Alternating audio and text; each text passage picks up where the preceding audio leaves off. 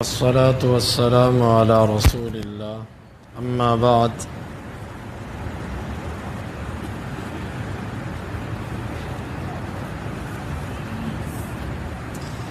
امام بخاری کہتے ہیں کہ ہمیں بیان کیا عمران بن میسرہ نے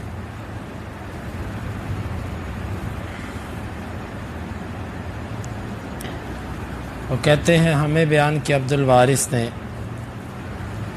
وہ کہتے ہیں ہمیں بیان کیا خالد نے ابو قلابہ سے انس رضی اللہ عنہ سے وہ کہتے ہیں کہ ذکر النار والناقوس فذکر الیہود والنصارى لوگوں نے آگ اور ایک باجے کا ذکر کیا پس انہوں نے یہود و نصارہ کا بھی ذکر کیا فأمر بلال ان یشفع الاذان وان یوتر الاقامہ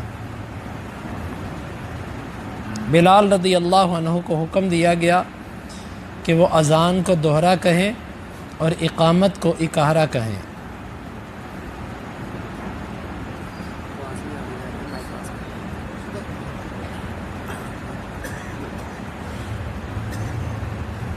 اس حدیث کے اندر اذان کے آغاز کا ذکر ہے۔ شروع اسلام کے اندر اذان کے لیے کوئی مخصوص کلمات نہیں تھے، بلکہ جب نماز کا وقت ہوتا تو آواز لگانے والا یہ آواز دیتا کہ الصلاۃ جامعہ، نماز تمہیں جمع کرنا چاہتی ہے۔ یہ کلمہ سن کے مسلمان مسجد کی طرف آ جاتے اور جماعت ہوتی۔ پھر آپس میں یہ مشاورت کی گئی کہ اذان کے لیے کوئی نہ کوئی کلمات ہونے چاہیے، یا اذان کے لیے کوئی طریقہ ہونا چاہیے جس طریقے کے مطابق لوگوں کو جمع کیا جائے۔ اس کے لیے ایک رائے یہ پیش کی گئی کہ ہم آگ جلائیں گے اور اس آگ کو دور سے جب لوگ دیکھیں گے، اس کا دھواں دیکھیں گے تو وہ سمجھ جایا کریں گے کہ نماز کا وقت ہے۔ یعنی 5 نمازوں سے پہلے 5 دفعہ آگ جلائی جائے گی، اس آگ کو اور دھوئیں کو دیکھ کے لوگ سمجھ جائیں گے کہ نماز کا وقت ہو گیا۔ پھر یہ بات ذکر کی گئی کہ نہیں، آگ جلانا تو مجوس کا طریقہ ہے، اگر ہم نماز کے لیے آگ جلاتے ہیں تو یہ ان سے مشابہت ہے، یہ رائے چھوڑ دی گئی۔ دوسری رائے یہ پیش کی گئی کہ ہم ایک باجا نما کوئی چیز لیتے ہیں، اس کو زور سے بجائیں گے، لوگ اس کی آواز سن کے سمجھ جائیں گے کہ نماز کا وقت ہو گیا۔ لیکن اس کے لیے بھی یہ بات کہی گئی کہ یہ ناقوس بجانا تو یہود کا طریقہ ہے۔ تو اسی طرح ایک رائے یہ پیش کی گئی کہ ہم کسی چیز کو بجائیں گے، جس طرح آپ آسان لفظوں میں یوں سمجھ لیں جس طرح بیل بجائی جاتی ہے، ٹلی بجائی جاتی ہے، اس پر بھی یہ کہا گیا کہ یہ تو نصارہ کا طریقہ ہے۔ الغرض جتنی آراء پیش کی گئیں ان سب میں مشابہت کی صورت تھی۔ پھر ہوا یہ، اللہ کے نبی صلی اللہ علیہ وسلم نے بھی، صحابہ کرام نے بھی اس سوچ و بچار کے اندر اپنی مجلس برخاست کر دی۔ ایک صحابی جنہوں نے اس چیز کی کافی فکر لی، عبداللہ بن زید بن عبد ربی، وہ یہ بات سوچتے سوچتے سو گئے۔ رات ان کی خواب کے اندر ایک شخص آیا، فرشتہ آیا، اس کے ہاتھ کے اندر باجا تھا۔ یہ صحابی خواب کے اندر انہیں کہتے ہیں کہ یہ مجھے بیچ دو۔ وہ کہتا ہے کہ تم اس سے کیا کرو گے؟ یہ کہنے لگے کہ ہم لوگوں کو نماز کے لیے جمع کریں گے اس کو بجا کر۔ وہ کہنے لگا کہ میں تمہیں اس سے اچھے کلمات بتاتا ہوں، تم وہ کلمات کہا کرو اور لوگوں کو نماز کے لیے جمع کیا کرو۔ اس نے کہا بتاؤ؟ اس نے کہا جب نماز کا وقت ہو جائے نا تم یوں کہا کرو اللہ اکبر اللہ اکبر، پوری اذان لا الہ الا اللہ تک پوری اذان اس فرشتے نے خواب کے اندر اس صحابی کو سنائی، کیونکہ یہ خواب اللہ کی طرف سے تھا، اس کو اذان یاد ہو گئی۔ صبح فجر کا وقت تھا، یہ اللہ کے نبی صلی اللہ علیہ وسلم کے پاس فجر کے وقت سے پہلے پہنچ گیا اور اللہ کے نبی صلی اللہ علیہ وسلم کو سارا خواب سنایا۔ آپ صلی اللہ علیہ وسلم نے فرمایا انہا لرؤیا حق، یہ تو سچا خواب ہے۔ وہ کہتے ہیں اللہ کے رسول صلی اللہ علیہ وسلم میں یہ چاہتا ہوں کہ میں اذان دوں، کیونکہ اللہ نے مجھے دکھائی ہے اور کسی کو نہیں دکھائی۔ نبی صلی اللہ علیہ وسلم نے فرمایا کہ تو اس طرح کر، تو بلال کو دینے دے اذان، کیونکہ بلال کی آواز تیرے سے بلند ہے۔ چنانچہ بلال رضی اللہ عنہ کو بلایا گیا، بلال ایک اونچی جگہ پہ کھڑے ہو گئے، یہ ان کے ساتھ کھڑے ہو گئے۔ یہ بلال کو کہتے کہ تو کہہ اللہ اکبر اللہ اکبر۔ بلال ان سے سن کے کلمات کو اونچی کہتا، یوں یہ ایک ایک کلمہ کر کے بلال کے ساتھ کھڑے تھے، ان کو بتاتے جاتے اور بلال اونچی آواز سے وہ کلمہ دہراتے جاتے۔ یہ اسلام کی پہلی اذان تھی۔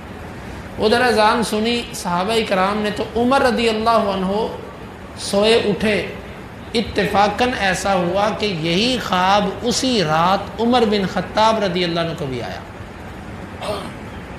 لیکن فرق اتنا تھا، عمر بن خطاب اللہ کے نبی صلی اللہ علیہ وسلم تک پہنچنے میں لیٹ ہو گئے، اور عبداللہ بن زید بن عبد ربی ہی پہلے ہی اللہ کے نبی صلی اللہ علیہ وسلم کے پاس پہنچ گئے۔ عمر نے ایک تو رات کو خواب دیکھا، اور صبح وہی اذان مسجد نبوی کے اندر دی جا رہی ہے۔ جب یہ بات عمر رضی اللہ عنہ نے دیکھی تو حیرت کے ساتھ ان کی عجیب کیفیت بن گئی کہ یہ کیا ہو گیا، یہ تو میں نے خواب دیکھا اور یہ حقیقت بھی بن گیا۔ حدیث کے لفظ یہ ہیں کہ وہ اٹھے، اپنی چادر اسی طرح جلدی سے باندھی، اور حیران اور پریشانی کے عالم میں مسجد نبوی کی طرف چل پڑے، اللہ کے نبی صلی اللہ علیہ وسلم سے کے پیچھے۔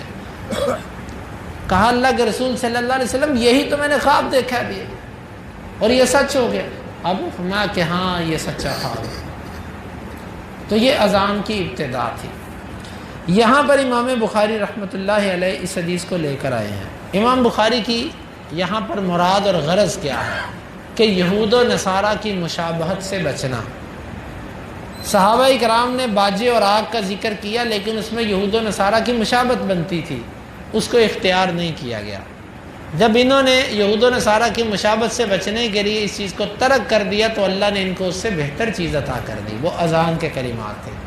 تو اس میں یہ سبق ہے کہ جب مسلمان یہود و نصارہ کی مشابہت سے بچیں گے، اللہ تعالیٰ ان کو بہتر چیز عطا کرے گا۔ آج کمزوری اور افسوس یہ ہے کہ مسلمان اپنے لباس میں، اپنے کلچر میں، اپنے رہن سہن میں، اپنی تعلیم میں، ہر چیز میں یہود و نصارہ کی مشابہت کرتے ہیں، حتیٰ کہ مسلمانوں کے ہاں وہ لباس پسندیدہ ہے جو یہود و نصارہ کا ہے، مسلمانوں کے ہاں وہ طرز معاش پسندیدہ ہے جو یہود و نصارہ کا ہے۔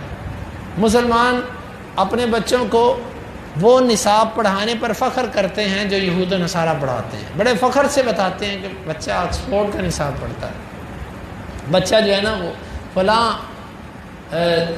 میڈیم فلاں جو ہے نا اس لیول کا جو ادارہ ہے نا اس کو پڑھ رہا ہے، اس پہ ہم فخر محسوس کرتے ہیں۔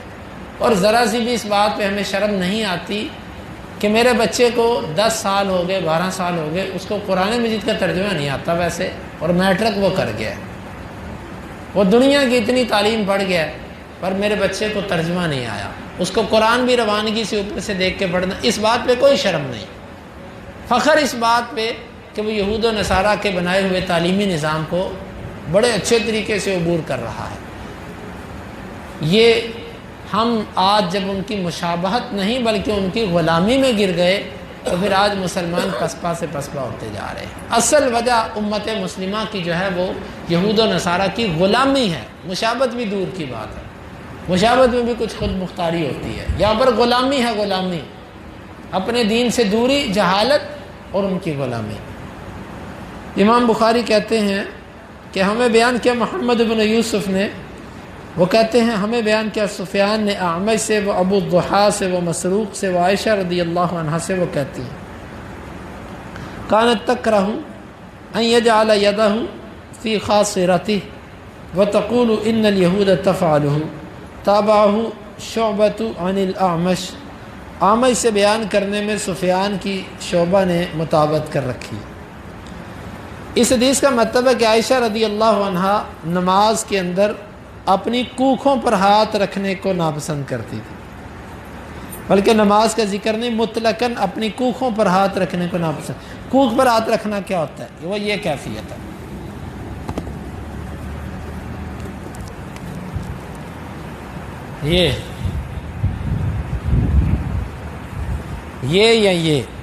یہ جو کیفیت ہے اس کو ناپسند کیا جاتا تھا۔ بعض مرفوع روایات کے اندر آتا ہے کہ نماز کے اندر اس کو ناپسند کرتے تھے۔ نماز کے اندر تو ہے ہی ہے، کیونکہ اس کے بارے میں واضح کہا گیا فعل الیہود، یہ یہودیوں کا فعل ہے، یہودی ایسے کرتے ہیں اپنی عبادات کے اندر۔ اور بعض میں یہ آتا ہے کہ یہ جہنمیوں کی سزا ہے، جہنمی جس وقت جہنم کے اندر کچھ راحت چاہیں گے تو وہ یوں اپنی کوکھوں پر ہاتھ رکھ کے کچھ نہ کچھ آسرا لینے کی کوشش کریں گے۔ تو عائشہ رضی اللہ عنہ کی یہ روایت کہ وہ اس عمل کو ہی ناپسند کرتی تھی۔ ہمارے بھی ایسے ہوتا ہے، بعض دفعہ تھکا ہوا بندہ ایسے کرتا ہے، کوشش کرنی چاہیے کہ تھکاوٹ بھی ہو تو اس مشابہت سے بچیں۔ یہاں پر بھی امام بخاری سے روایت کو لے کر آئے ہیں، ان کی مراد یہ ہے کہ یہود جیسی حرکات و سکنات سے بھی بچو، یہودیوں کی عادات سے بھی بچو۔ جب اتنی ہمیں تاکید کی جا رہی ہے کہ ان کی عادات کو اپنانے سے بھی بچو۔ آج آپ دیکھیں کہ آپ کے بچوں کے اندر ہندوؤں کے ڈرامے اور فلمیں دیکھ کر غیر مسلموں کے کلچر کو اور ان کی تہذیب کو پڑھ کر کتنی ان کی عادات ہمارے بچوں کے اندر آ چکی ہیں۔